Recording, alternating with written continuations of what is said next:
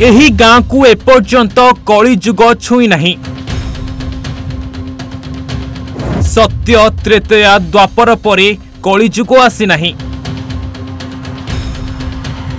पूरा ब्रह्मांड रे कलिजुग चलिथिबा बेले एही गाँ रे एबे द्वापर जुग चलिछि। एही गाँ रे 33 हिंदू देवी देवता वास करुछन्ति। कलिजुग प्रवेश करने चाहिए एही गाँ रे प्रवेश करि पारि नाही। पूरा ब्रह्मांड रे कलिजुग चलिथिबा बेले एही गाँ किंतु बंची जाइछि।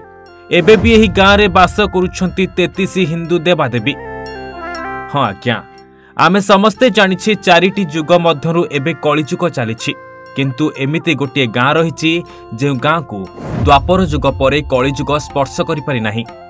एबे भी पूरा पवित्र रहिछि सेही स्थान। अहरह भगवान कर जीवा आसवा लगी रहुछि। हिंदू धर्मर सबु देवादेवी सेही स्थान रे वास करुछन्ति। एमिति चमत्कार स्थान को जदि आपण माने न देखिबे ताले आपणकर एही दुनिया रे जन्म हेबा सार्थकता लाभ करि परिबे नाही। एही गाँ को गले आपण मानकु भगवान को पाखरे रहिला भली अनुभव हेबो। उत्तर प्रदेश रे रहिछि एही चमत्कार गाँ। एही स्थान रे कलिजुग प्रवेश होई नाही। एबे आपण माने भाबुथिबे आमे एसबु कोन कहि जाउछु, किंतु पूरा रिपोर्ट देखि सारला परे आपण माने भी आश्चर्य होइजिबे। स्वयं ब्रह्मा जे एही ब्रह्मांड को तैयारी करिसंती, जहांकर नाभिरु सारा ब्रह्मांडर उत्पत्ति, से ही एही स्थान को वरदान देइथिले।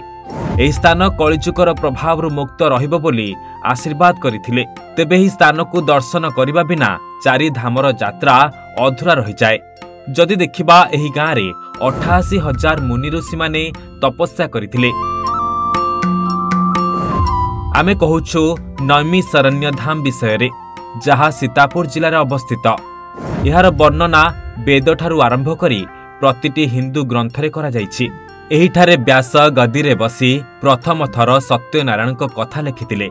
महाभारत काल रे एही स्थान को युधिष्ठिर एवं अर्जुन मध्य आसीथिले। एही नैमिषारण्य धाम रे प्रभु राम तांकर अश्वमेध यज्ञ को पूरा करिथिले। स्वयं ब्रह्मा एही स्थान को जोग एवं ध्यानर सबुठारु योग्य स्थान बोली कहिसंती। तेबे एही स्थान रे भगवान ब्रह्मा, भगवान विष्णु, देवी सती एवं भगवान शिवंक सह जोड़ी होई रहिछि। दुनियार पवित्र स्थान मध्य रे एही स्थान अन्यतम।